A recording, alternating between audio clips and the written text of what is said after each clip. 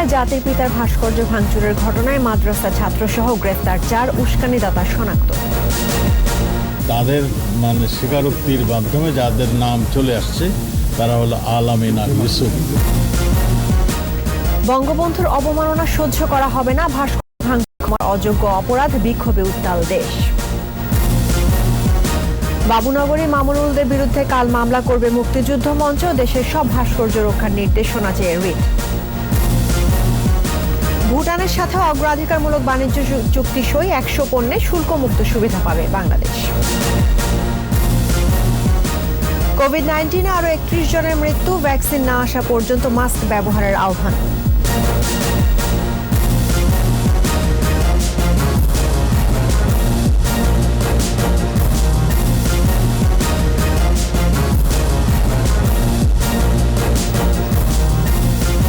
শুনছিলেন first security ইসলামী bank limited সংবাদ শিরোনাম। আমন্ত্রণ জানাচ্ছি সন্ধ্যা 7টার 21 সংবাদে। আপনাদের সঙ্গে আছি রাহনুমা রাহি।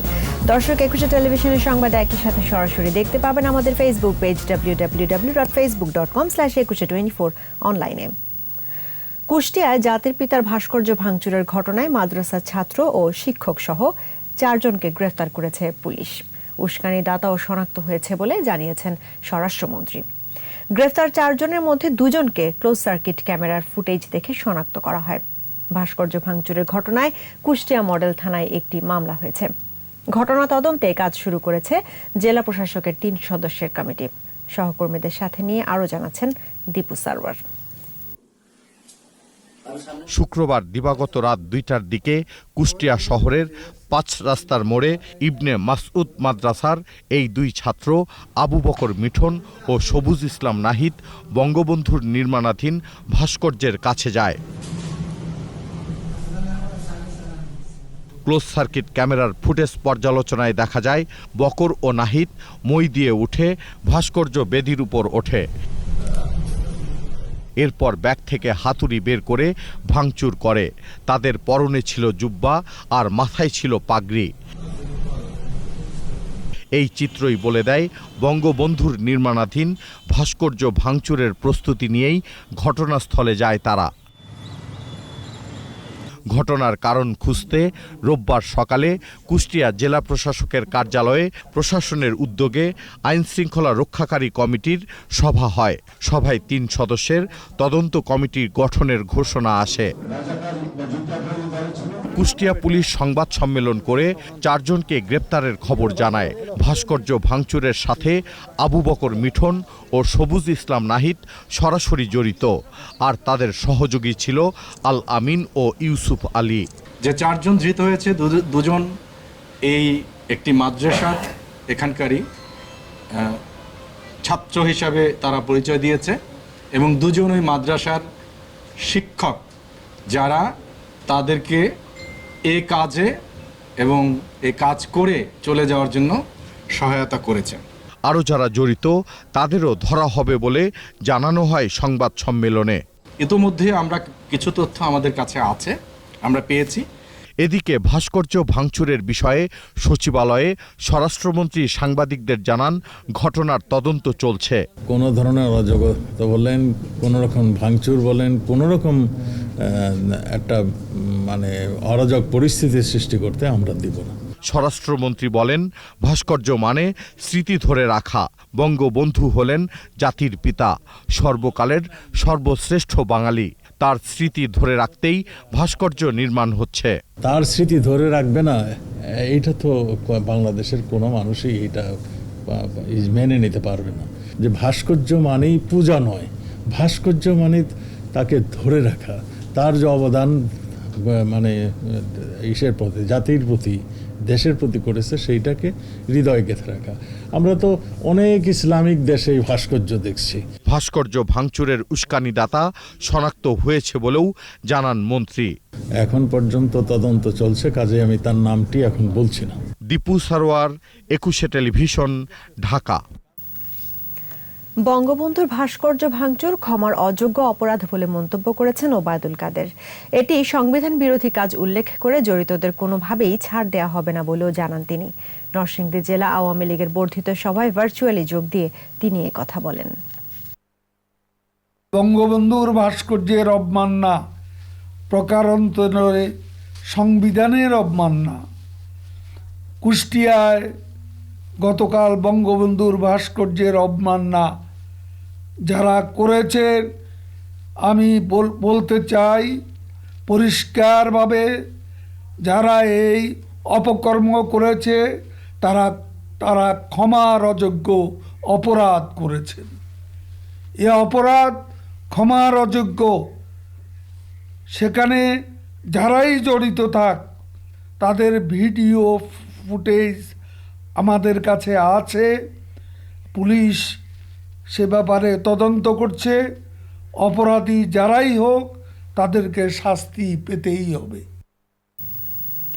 এদিকে কোনো ইস্যুতে বঙ্গবন্ধুর অবমাননা সহ্য করা হবে না বলে মন্তব্য করেছেন তথ্যমন্ত্রী ডক্টর হাসান মাহমুদ। দুপুরে জাতীয় প্রেস ক্লাবে এক আলোচনা সভায় তিনি একথা বলেন। কুষ্টিয়ায় বঙ্গবন্ধুর ভাস্কর্যের উপর যারা আঘাত হেরেছে তাদেরকে খুঁজে বের করে দৃষ্টান্তমূলক শাস্তি দেওয়া জনগণের দাবি। হিন্দু মুসলিম বৌদ্ধ খ্রিস্টান সবার মিলিত রক্তস্রোতের বিনিময়ে এই দেশ স্বাধীনতা অর্জন করেছে। সাম্প্রদায়িক রাষ্ট্র ব্যবস্থা ভেঙে অসাম্প্রদায়িক রাষ্ট্র রচনার জন্যই বাংলাদেশের সৃষ্টি।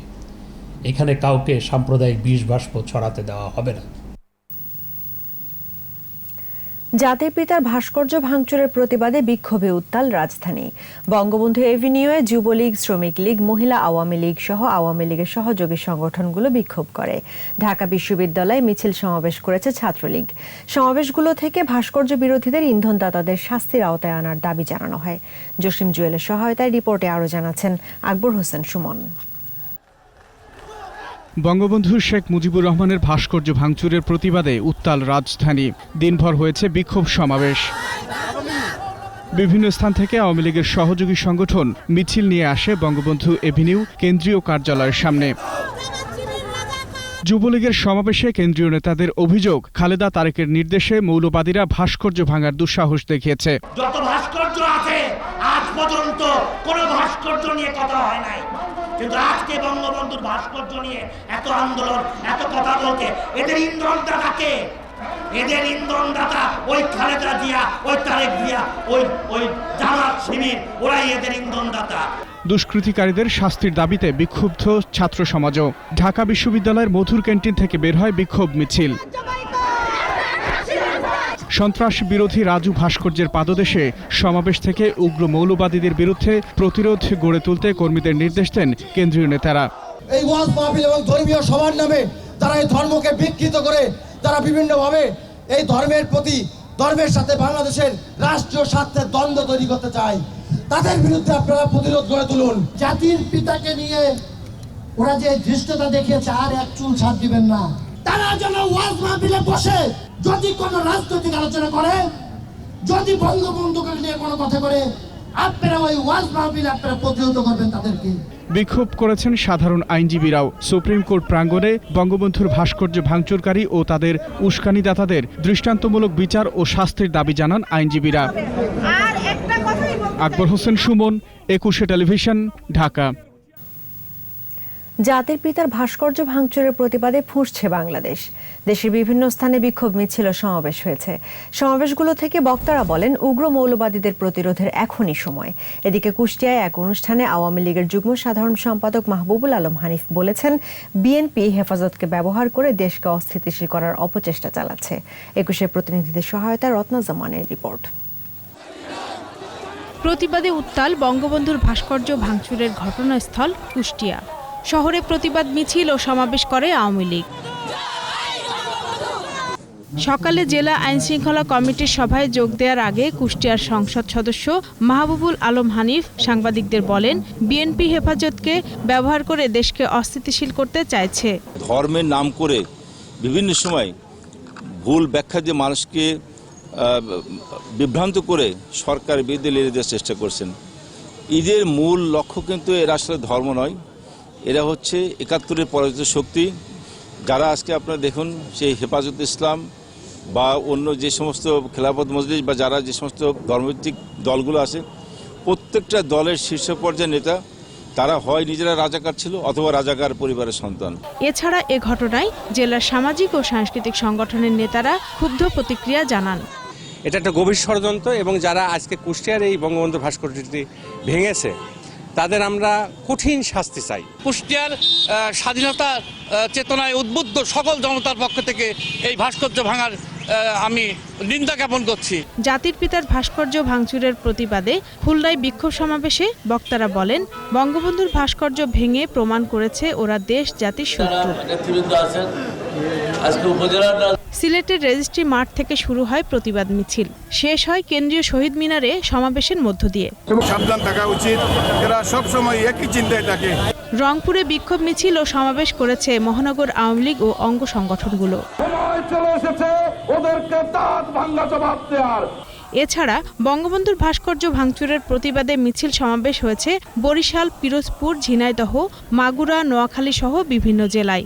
এসব কর্মসূচি থেকে দুর্বৃত্তদের গ্রেপ্তার ও শাস্তির দাবি জানানো হয়। রত্না জামান, 21 টেলিভিশন। বঙ্গবন্ধুকে অবমাননা ও সংবিধান লঙ্ঘনের অভিযোগে হেফাজত নেতা জুনায়েদ বাবুনগরী, মামুনুল হক ও মুফতি ফয়জুল্লাহর বিরুদ্ধে কাল মামলা করবেন মুক্তিযুদ্ধ মঞ্চের নেতারা। সকালে ঢাকা চিফ মেট্রোপলিটন ম্যাজিস্ট্রেট আদালতে মামলা করতে গিয়েও তথ্য স্বল্পতার কারণে মামলা করেননি তারা। এদিকে মামলার অনুমতির জন্য স্বরাষ্ট্রমন্ত্রীর সাথে দেখা করেছেন সুপ্রিম কোর্টের কয়েকজন আইনজীবী। বিস্তারিত জানাচ্ছেন সাইদুল ইসলাম। যারা বঙ্গবন্ধুর মৃত্যুর পরে তার মূর্তি বানায় কবরের মধ্যে বঙ্গবন্ধুকে আযাবের মুখোমুখি করছেন, তারা সত্যিকার অর্থে বঙ্গবন্ধুর প্রেমিক হতে পারে না। জাতির পিতা বঙ্গবন্ধু শেখ মুজিবুর রহমানের ভাস্কর্য নির্মাণ নিয়ে মামুনুল হক ও ফয়জুল্লাহর ঔদ্ধত্যপূর্ণ বক্তব্যের প্রতিবাদে সারা দেশ উত্তাল।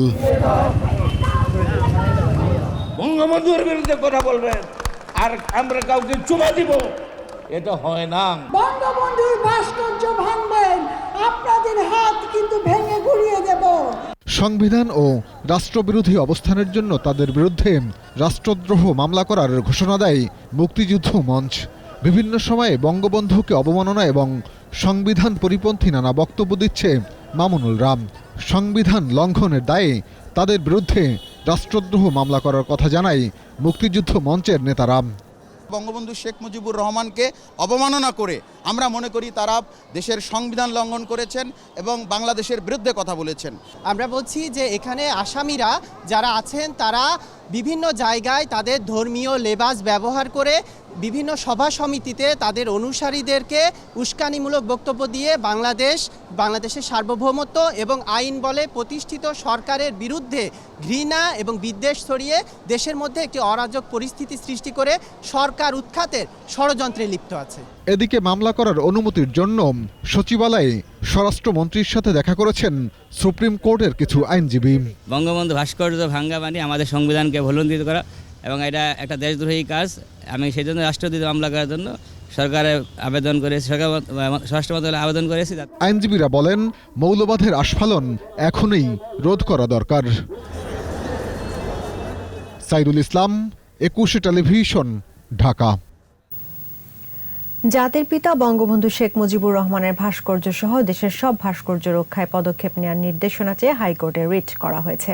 রোববার সুপ্রিম কোর্টের আইনজীবী অ্যাডভোকেট উত্তম লাহিড়ী রিট আবেদনটি দায়ের করেন। পরে তার পক্ষে আইনজীবী নাহিদ সুলতানা জুথি বলেন, সব ভাস্কর্য রক্ষা করার দায়িত্ব রাষ্ট্রের। রাষ্ট্র যেন সেটা রক্ষায় যথাযথ ব্যবস্থা নেয় তার নির্দেশনা চাওয়া হয়েছে।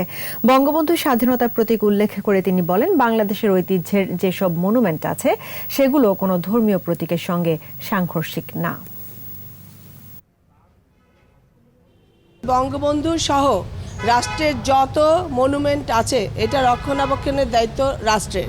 তো আমরা সেটা রাষ্ট্রের কাছে একটা কোর্টের অনারেবল কোর্ট থেকে আমরা একটা ডাইরেকশন চাচ্ছি, কালকে আমরা এটা মেনশন করব। অগ্রাধিকারমূলক বাণিজ্য চুক্তিতে সই করল বাংলাদেশ ও ভুটান। বাংলাদেশের প্রধানমন্ত্রী শেখ হাসিনা ও ভুটানের প্রধানমন্ত্রী লোটে শেরিং ভিডিও কনফারেন্সে চুক্তি সই করে অনুষ্ঠানে যুক্ত হন। এর ফলে 100টি পণ্যে শুল্ক মুক্ত বাজার সুবিধা পাবে বাংলাদেশ। অনুষ্ঠানে প্রধানমন্ত্রী বলেন, ভুটান বাংলাদেশের অকৃত্রিম বন্ধু। ভুটান চাইলে বাংলাদেশের সবগুলো পোর্ট তাদের জন্য উন্মুক্ত থাকবে। আরও জানাচ্ছেন প্রণব চক্রবর্তী। বাংলাদেশ ও ভুটানের মধ্যে অগ্রাধিকারমূলক বাণিজ্য চুক্তি সই এবং দুদেশের বন্ধুত্বপূর্ণ সম্পর্কের 50 বছর পূর্তি অনুষ্ঠান। ভিডিও কনফারেন্সে যুক্ত হন প্রধানমন্ত্রী শেখ হাসিনা ও ভুটানের প্রধানমন্ত্রী লোটে শেরিং সহ দুদেশের বাণিজ্য ও পররাষ্ট্রমন্ত্রী। ভুটানে বাংলাদেশের রাষ্ট্রদূত ও বাণিজ্য মন্ত্রী এবং বাংলাদেশে ভুটানের রাষ্ট্রদূত ও বাণিজ্য মন্ত্রী চুক্তিতে স্বাক্ষর করেন। এর ফলে 100টি পণ্যে শুল্কমুক্ত সুবিধা পাবে বাংলাদেশ। ভুটানের প্রধানমন্ত্রী লোটে শেরিং আশা প্রকাশ করেন দুদেশের মধ্যে সুসম্পর্ক বজায় থাকবে। কোভিড পরিস্থিতির মোকাবেলায় বাংলাদেশের প্রশংসা করেন লোটে Tshering. Bhutan has always placed high importance to our bilateral relations. Personally, Bangladesh is always very close to my heart. বক্তৃতায় ৭১-এ বাংলাদেশকে সর্বাত্মক সহায়তা করায় ভুটানের প্রতি কৃতজ্ঞতা প্রকাশ করেন প্রধানমন্ত্রী শেখ হাসিনা। ভুটান চাইলে বাংলাদেশের সকল পোর্ট উন্মুক্ত করে দেওয়ার আশ্বাস দেন প্রধানমন্ত্রী। Bhutan can use the waterways, our waterways link already we have started. We are developing our Chilmari port and Chilmari and Nanganj, Pangao, it is open to you. Not only that, our 3 ports, Chittagong, Mongla, Paira, any place Bhutan want, you can use it. I offer you to that.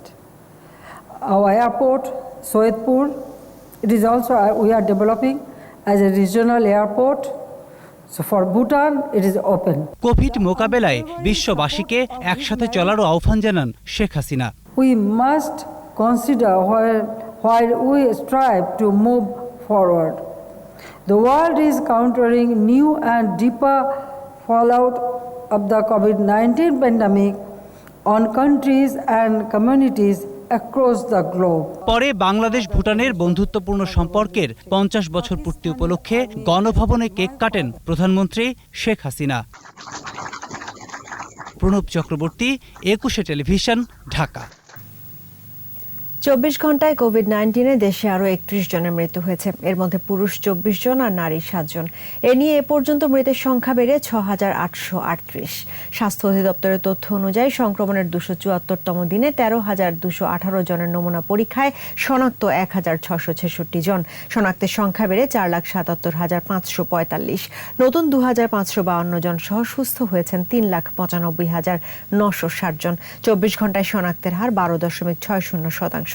করোনায় সবচেয়ে বেশি মৃত্যু হচ্ছে 60 ঊর্ধ্ব মানুষের। মৃত্যুর হার 53.52%।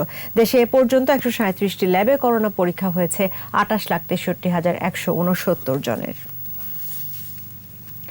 Corona পরিস্থিতি নিয়ন্ত্রণে রাখতে না পারলে স্বাস্থ্য সেবা সহ উন্নয়ন কার্যক্রম ব্যাহত হবে উল্লেখ করে ভ্যাকসিন না আসা পর্যন্ত সবাইকে মাস্ক পরার আহ্বান জানিয়েছেন স্বাস্থ্যমন্ত্রী জাহিদ মালেক।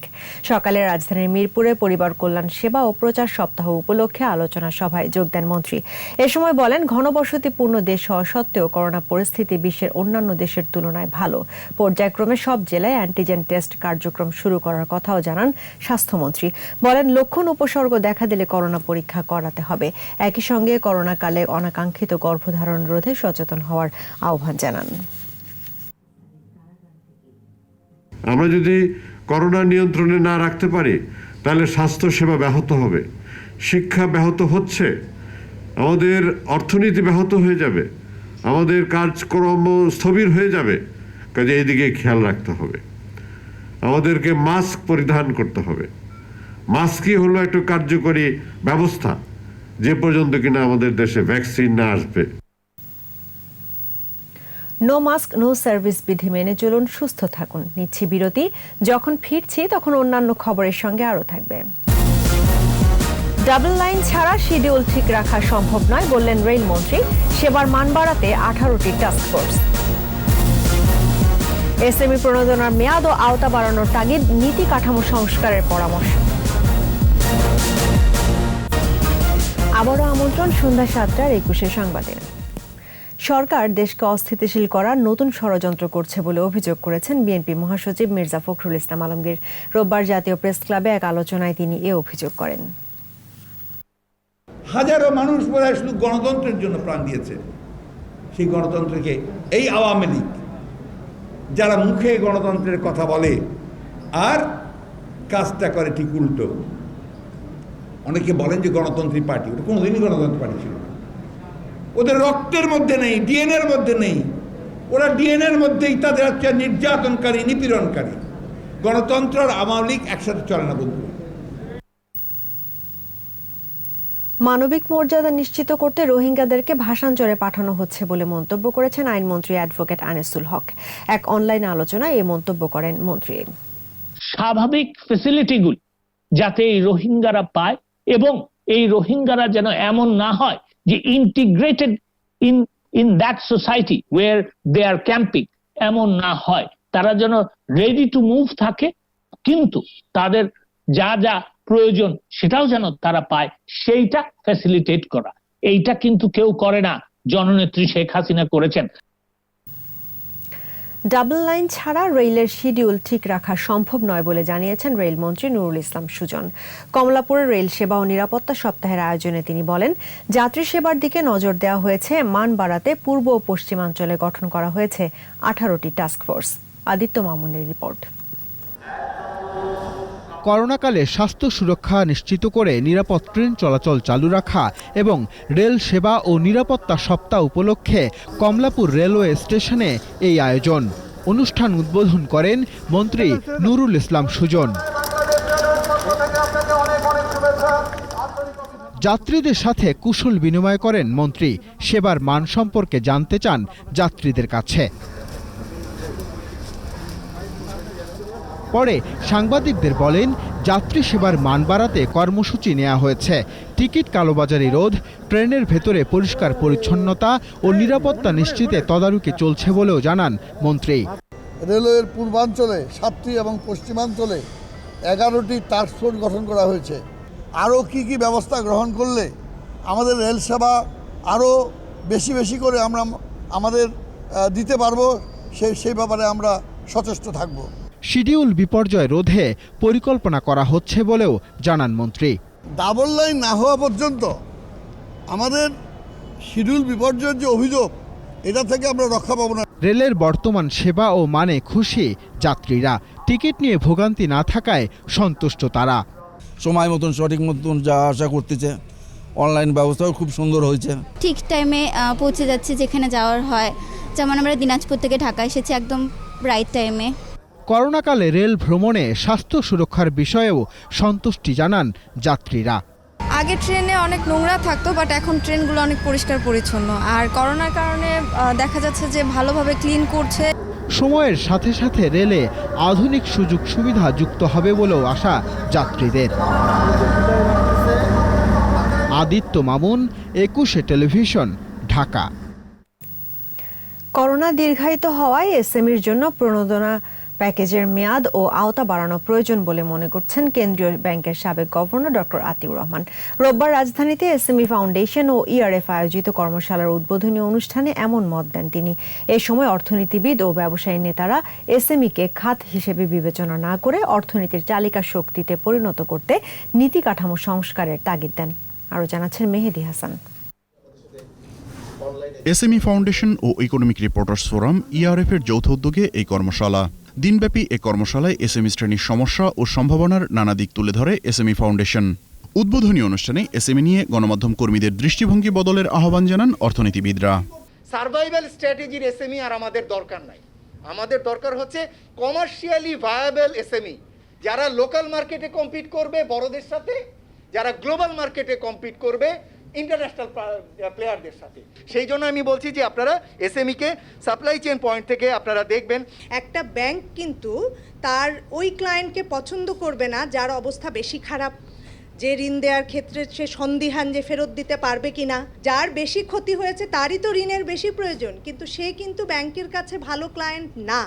কাজেই যদি অল্টারনেটিভ ওয়ে নেওয়া না হয়, ইভেন ক্রেডিট গ্যারান্টি স্কিম দিয়েও লাভ হবে না। বড় শিল্পের সাথে এসএমইর সংযোগ কিভাবে হবে তা নিয়ে নতুন করে ভাবার পরামর্শ ব্যবসায়ী নেতাদের। আমি র মেটেরিয়ালটা কিনতে চাই একটা এসএমই থেকে। এখন যখনই আমি এক্সপোর্ট প্রসেসিং জোন থেকে কিনতে যাব, আমার তখন কিন্তু ভ্যাট পে করতে লাগবে, ভিএটি পে করতে লাগবে, ট্যাক্স পে করতে লাগবে। তারপরে ধরেন আমি নিয়ে ওখানে ভ্যালুয়েশন করে এক্সপোর্ট করলাম, কিন্তু একই জিনিস আমি চায়না থেকে যদি ইম্পোর্ট করি, ওটার দাম যদি কম হয় আমার কোনো ট্যাক্স নেই। করোনা সংক্রমণ শুরুর পর এসএমইর জন্য সরকারের প্রণোদনা বরাদ্দের অর্থ ছাড় এখনও কম। এমন পরিস্থিতিতে প্রণোদনা প্যাকেজের মেয়াদ আরও 6 মাস বাড়ানোর পাশাপাশি আওতা বাড়ানোর পরামর্শ এই অর্থনীতিবিদের। কোভিডের দ্বিতীয় ঢেউ যেহেতু এসে গেছে, এই সময়সীমা অন্তত আরও 6 মাস বাড়ানো উচিত বলে আমি মনে করি। বিতরণের 6 মাস জুন পর্যন্ত এটা করা উচিত বলে আমি মনে করি এবং এই প্রণোদনার পরিমাণ আরো বাড়ানো উচিত। এসএমই অর্থায়নে মোবাইল ব্যাংকিং ও এজেন্ট ব্যাংকিংকে ব্যবহারেরও পরামর্শ দেন ডক্টর আতিউর রহমান। মাত্র 4-5 মিনিটে কেওয়াইসি করে, ইলেকট্রনিক কেওয়াইসি করে আমরা তাদেরকে দিয়ে দিতে পারি। মেহেদী হাসান, 21 টেলিভিশন, ঢাকা। স্বৈরাচার পতন দিবস আজ। 1990 সালের এই দিনে গণ আন্দোলনের মুখে ক্ষমতা ছাড়তে বাধ্য হন স্বৈরাচার এরশাদ। এর মধ্য দিয়ে এরশাদ শাহীর 9 বছরের স্বৈর শাসনের অবসান হয়।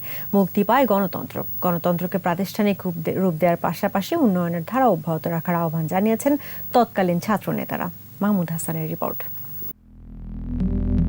৭৫-এর পর বাংলাদেশের বুকে জেকে বসে সামরিক স্বৈরাচারেরা। শুরুতেই জিয়াউর রহমান, এরপর এরশাদ শাহীর ক্ষমতা দখল। সংসদ ও সংবিধান কোনো কিছুরই তোয়াক্কা নেই। রাজনীতিকে পাঠানো হয় নির্বাসনে। স্বৈর শাসনের বিরুদ্ধে প্রতিবাদী হতে খুব বেশি দেরি করেনি গণতান্ত্রিকামী মানুষ। আন্দোলনে নামে ছাত্র জনতা। আওয়ামী লীগ সভাপতি ও বর্তমান প্রধানমন্ত্রী শেখ হাসিনার নেতৃত্বে গড়ে ওঠে 15 দলীয় জোট। বিএনপির নেত্রী খালেদা জিয়ার নেতৃত্বে 7 দলীয় জোটও যোগ দেয় এরশাদ বিরোধী আন্দোলনে। সরব ছিল বাম ঘরানার 5 দলীয় জোটও। আন্দোলন ছড়িয়ে পড়ে সারা দেশে।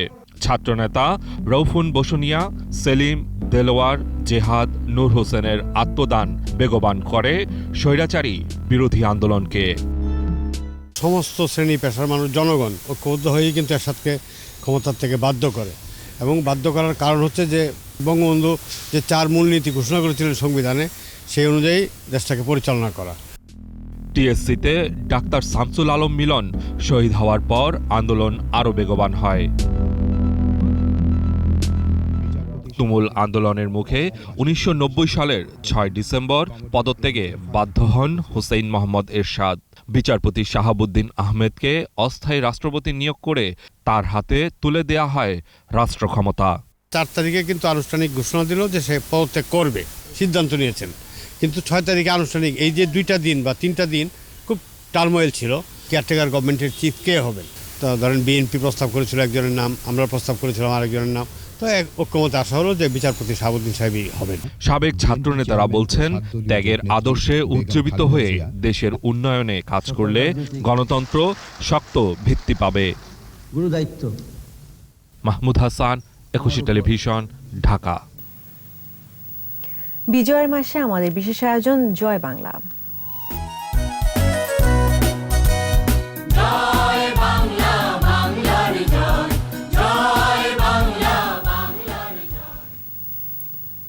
বিজয়ের 49 বছরেও মুক্তিযুদ্ধ নিয়ে এখনো সারা জাগানো এবং বিস্তৃত কোনো উপন্যাস রচনা না হওয়ায় ক্ষোভ আছে বিশেষজ্ঞদের। এজন্য 75 পরবর্তী সময়ে পথচ্যুত হওয়ার পাশাপাশি মুক্তিযুদ্ধের ইতিহাস চর্চায় তেমন কোনো উদ্যোগ না থাকাকেই দুষছেন তারা। বিজয় নিয়ে যেসব কবিতা, প্রবন্ধ, উপন্যাস এসেছে তার নেহাত কম নয়, তবে বেশিরভাগেরই মান নিয়ে রয়েছে প্রশ্ন। মাহমুদ হাসানের আরও একটি রিপোর্ট। মুক্তির জন্য দীর্ঘ সংগ্রাম। 52, 66, 69-এর উত্তাল সময় ধরে 71-এর মুক্তিযুদ্ধ। ইতিহাসের বাঁকে বাঁকে বাঙালির সংগ্রাম, আর বাঙালির মুক্তির মহানায়ক জাতির পিতা বঙ্গবন্ধু শেখ মুজিবুর রহমান। দিনে দিনে তিনি বাঙালিকে তৈরি করেছেন। 6 দফা দিয়ে নিয়ে গেছেন সশস্ত্র সংগ্রামে। এসেছে বিজয়, বিশ্ব মানচিত্রে স্বাধীন বাংলাদেশ। বাঙালির বিজয়, বাঙালির বীরত্ব এবং বঙ্গবন্ধুকে নিয়ে এখনো পরিপূর্ণ কোনো উপন্যাস পায়নি বাংলা সাহিত্য। জাতির পিতা বঙ্গবন্ধু শেখ মুজিবুর রহমান, তার যে নায়কোচিত নেতৃত্ব বাঙালি জাতিকে স্বাধিকার আন্দোলনের মধ্য দিয়ে স্বাধীনতা আন্দোলনের দিকে নিয়ে যাওয়া, এই মহাকাব্যিক ব্যক্তির কোনো উপন্যাসই এখন পর্যন্ত রচিত হয়নি বাংলা ভাষায়। প্রতিভাবান বড় মাপের কথা সাহিত্যিক ঔপন্যাসিক ছাড়া বিজয়ের সঠিক ইতিহাস ফুটিয়ে তোলা সম্ভব নয় বলে জানান এই বিশ্লেষক। সাহিত্য শিল্প রচনা করতে গেলে, সৃষ্টি করতে গেলে বড় মাপের লেখকের আবির্ভাব খুব দরকার। সারা পৃথিবীতেই এটি ঘটেছে। বহু জায়গায় বিপ্লবের পরে কয়েকশো বছর পরেও সাহিত্য রচনা হয়েছে। বাংলার বিজয় নিয়ে আন্তর্জাতিক অঙ্গনেও সাহিত্য রচনা হয়েছে। সাহিত্যে মুক্তিযুদ্ধকে নিপুণভাবে ফুটিয়ে তুলতে নতুন প্রজন্মের দিকে তাকিয়ে থাকা। খুব করেই আশাবাদী যে নবীন প্রজন্মের লেখক কুল যারা আছেন তারা মুক্তিযুদ্ধে যে রূপায়ণ সেটি বাংলা সাহিত্যে তারা খুবই সুচারুভাবে করবেন, যা দিয়ে অনুপ্রাণিত হবে সারা বিশ্বের বাঙালি এবং তাদের মধ্য দিয়ে বিশ্ববাসী। প্রাথমিক ও মাধ্যমিক স্তরের পাঠ্য বইয়ে মুক্তিযুদ্ধের ইতিহাস বিচ্ছিন্নভাবে না করারও পরামর্শ এই বিশ্লেষকের। পরিমাণের অভাব নেই, কিন্তু মান নিয়ে প্রশ্ন আছে। Mahmud Hasan, Ekushey television, Dhaka. No mask no service বিধি মেনে চলুন, সুস্থ থাকুন। নিচ্ছে বিরতি, যখন ফিরছি তখন অন্যান্য খবরের সঙ্গে আরও থাকবে। অনুমোদনহীন নকশায় উত্তরার জমজম টাওয়ার, মালিক গোল্ডেন মনিরকে 21 লাখ টাকা জরিমানা। আবারও আমন্ত্রণ সন্ধ্যা 7টার 21 সংবাদে। রাজুকের অনুমোদিত নকশা মানেনি গোল্ডেন মনিরের মালিকানাধীন রাজধানীর উত্তরার জমজম টাওয়ার। রোববার সকাল থেকে ভবনটি ঘিরে অভিযান পরিচালিত হয়। এ সময় নকশা না মানা সহ নানা অনিয়মে ভবন মালিককে 21 লাখ টাকা জরিমানা করেছে ভ্রাম্যমাণ আদালত। এছাড়াও অনুমোদনের বাইরে মার্কেটটির মূল ভবনের বাইরে স্থাপনা থাকায় তা ভেঙে দেওয়া হয়। গত মাসে র্যাবের হাতে গোল্ডেন মনির গ্রেফতার হওয়ার পরই আলোচনায় আসে তার মালিকানাধীন জমজম টাওয়ারের বিষয়টি। তবে পুলিশের জিজ্ঞাসাবাদে মনির জানিয়েছিল মাসখানেক আগে এই ভবনের নিজের অংশটি বিক্রি করেছে সে।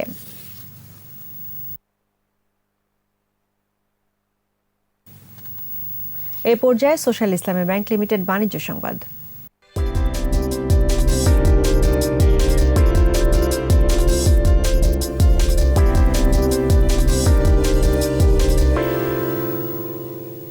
সাঁত্রিশতম প্রতিষ্ঠা বার্ষিকী উপলক্ষে রেডি ফ্ল্যাট বিক্রিতে বড় ধরনের ছাড় দিয়েছে আবাসন খাতের অন্যতম প্রতিষ্ঠান the structural engineers limited sell.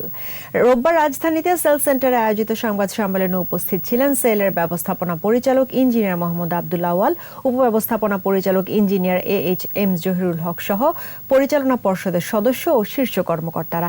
এ সময় করোনায় আবাসন খাতের ক্ষতি মোকাবেলায় সরকারের উদ্যোগকে স্বাগত জানান তারা। পাশাপাশি এই খাতের জন্য ব্যবসা বান্ধব নীতি প্রণয়নেরও আহ্বান জানান।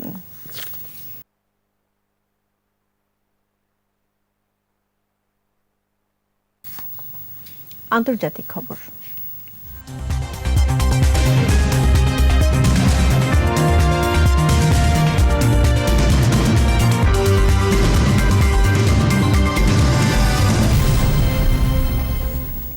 নির্বাচনের সরকারি ফলও ঘোষণা হয়েছে, তারপরও অবস্থান বদলাননি মার্কিন প্রেসিডেন্ট ডোনাল্ড ট্রাম্প।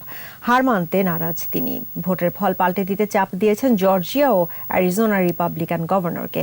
যদিও ট্রাম্পের প্রস্তাবে সাড়া দেননি তার দলের এই দুই নেতা। এদিকে কংগ্রেসের উচ্চকক্ষ সিনেটের নিয়ন্ত্রণ নিয়েও হিমশিম অবস্থা রিপাবলিকানদের। আরও জানাচ্ছেন দুলি মল্লিক। প্রেসিডেন্ট নির্বাচনে হেরে গেলেও হোয়াইট হাউসের মায়া যেন ছাড়তেই পারছেন না ডোনাল্ড ট্রাম্প। ভোট জালিয়াতির অভিযোগ নিয়ে দ্বারস্থ হন আদালতের। এক মাসে 50টিরও বেশি মামলা দায়ের করে তার প্রচার শিবির, যার মধ্যে 46টিতেই হেরে গেছেন ট্রাম্প। তারপরও পরাজয় স্বীকারে রাজি নন। এবার ভোটের ফল পাল্টাতে জর্জিয়া ও অ্যারিজোনায় নিজ দলের গভর্নরকে চাপ দিচ্ছেন তিনি। আইনসভার বিশেষ অধিবেশন ডেকে ফলাফল বাতিল ও ইলেকটোরাল ভোটের ব্যাপারে সিদ্ধান্ত নেওয়ার অনুরোধ করেছেন ট্রাম্প। যদিও দুই রাজ্যের গভর্নর ক্যাম্প ট্রাম্পের অনুরোধে সাড়া দেয়নি। তারা জানান 2 দফা গণনায়ও নির্বাচনে কোনো কারচুপি বা জালিয়াতির প্রমাণ পাননি তারা, তাই বিশেষ অধিবেশন ডাকার আইনগত অধিকার তাদের নেই। এই অবস্থায় দু দলেরই নজর এখন সিনেটের দিকে। 5 জানুয়ারি জর্জিয়ায় 2টি আসনে নির্বাচনে ডেমোক্র্যাটরা জয়ী হলে সিনেটে সংখ্যাগরিষ্ঠতা হারাবে রিপাবলিকানরা। তাই এবার ফার্স্ট লেডি মেলানিয়া ট্রাম্পকে নিয়ে নিজেই প্রচারে নেমেছেন Trump. If I lost, I would say I lost, and I'd go to Florida and I'd take it easy and I'd go around and I'd say I did a good job. But you can't ever accept when they steal and rig and rob. অন্যদিকে Democrat প্রার্থীর পক্ষে virtually প্রচার চালাচ্ছেন সাবেক president Barack Obama.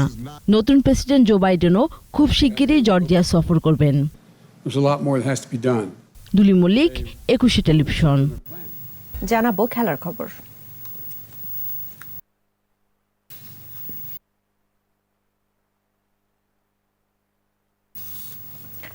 Bangabandhu টি-20 কাপে জেমকন খুলনার হয়ে খেলবেন মাশরাফি বিন মুর্তজা। লটারিতে নির্ধারিত হয়েছে নড়াইল এক্সপ্রেসের দল। ইনজুরিতে থাকায় আসরের প্লেয়ার্স ড্রাফটে নাম ছিল না মাশরাফির। তবে বাংলাদেশের ওয়ানডে ক্রিকেটের সফলতম অধিনায়কের খেলার পথ খোলা রেখেছিল ক্রিকেট বোর্ড। ইনজুরি কাটিয়ে কয়েকদিন আগে অনুশীলনে ফিরেন ম্যাশ। এবার বঙ্গবন্ধু টি-20 কাপে খেলার ফিটনেস টেস্টও পাশ করলেন জাতীয় দলের এই সাবেক অধিনায়ক। এরপরই লটারিতে নির্ধারিত হয় মাশরাফির দল। এক ম্যাচ হাতে রেখে নারী ফুটবল লিগের শিরোপা নিশ্চিত করেছে বসুন্ধরা কিংস। জামালপুর কাঁচারিপাড়া একাদশকে 13-1 গোলে হারিয়েছে তারা। কমলাপুর বীরশ্রেষ্ঠ শহীদ সিপাহী মোহাম্মদ মোস্তফা কামাল স্টেডিয়ামে এই ম্যাচে বসুন্ধরার অধিনায়ক সাবিনা খাতুন একাই করেন 5 গোল। 3 গোল করেছেন তহুরা খাতুন। এছাড়া স্বপ্না 2, মারিয়া ও নার্গিস 1টি করে গোল করেন। 11 ম্যাচে 33 পয়েন্ট নিয়ে কিংসের মেয়েরা দলকে উপহার দিল ট্রফি। এ নিয়ে বসুন্ধরা কিংস 11 ম্যাচের সবকটিতেই জিতল। তাদের শেষ ম্যাচ বাকি এফসি উত্তরবঙ্গের বিরুদ্ধে। অধিনায়ক সাবিনা খাতুন 11 ম্যাচে 30 গোল করেছেন। কয়েকদিন আগেই তিনি ঘরোয়া ফুটবলে 250 গোলের মাইল ফলক অতিক্রম করেন। পচা শামুকে পা কাটা যাকে বলে সেটাই হলো জায়ান্ট বার্সেলোনার। একেবারে অখ্যাত ক্যারিজের কাছে 2-1 গোলে হারল মেসিরা। অঘটনের রাতে কোন রকম পার করেছিল রিয়াল মাদ্রিদ। আত্মঘাতী গোলে কপাল পড়ে সেভিয়ার। অন্য ম্যাচে রিয়াল ভায়াদোলিদকে হারিয়েছে অ্যাটলেটিকো মাদ্রিদ। আর এরই সঙ্গে শেষ করছি সন্ধ্যা 7টার 21 সংবাদ। তবে যাবার আগে ফার্স্ট সিকিউরিটি ইসলামী ব্যাংক লিমিটেড সংবাদ শিরোনামগুলো জানাবো আরও একবার। কুষ্টিয়া জাতির পিতার ভাস্কর্য ভাঙচুরের ঘটনায় মাদ্রাসা ছাত্রসহ গ্রেফতার 4, উস্কানিদাতা শনাক্ত। বঙ্গবন্ধুর অবমাননা সহ্য করা হবে না, ভাস্কর্য ভাঙচুর ক্ষমার অযোগ্য অপরাধ, বিক্ষোভে উত্তাল দেশ। বাবুনগরী মামুনুলদের বিরুদ্ধে কাল মামলা করবে মুক্তিযুদ্ধ মঞ্চ। দেশের সব ভাস্কর্য রক্ষার নির্দেশনা চেয়ে রিট। ভুটানের সাথে অগ্রাধিকারমূলক বাণিজ্য চুক্তি সই, 100 পণ্যে শুল্কমুক্ত সুবিধা পাবে বাংলাদেশ। কোভিড-19 আরও 31 জনের মৃত্যু, ভ্যাকসিন না আসা পর্যন্ত মাস্ক ব্যবহারের আহ্বান।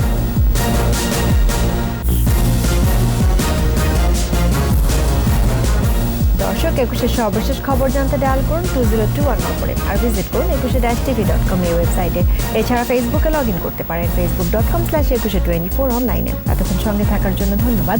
পরবর্তী সংবাদ রাত 9টায় দেখার আমন্ত্রণ রইল। স্বাস্থ্যবিধি মেনে চলুন, সুস্থ থাকুন, 21-এর সঙ্গেই থাকুন।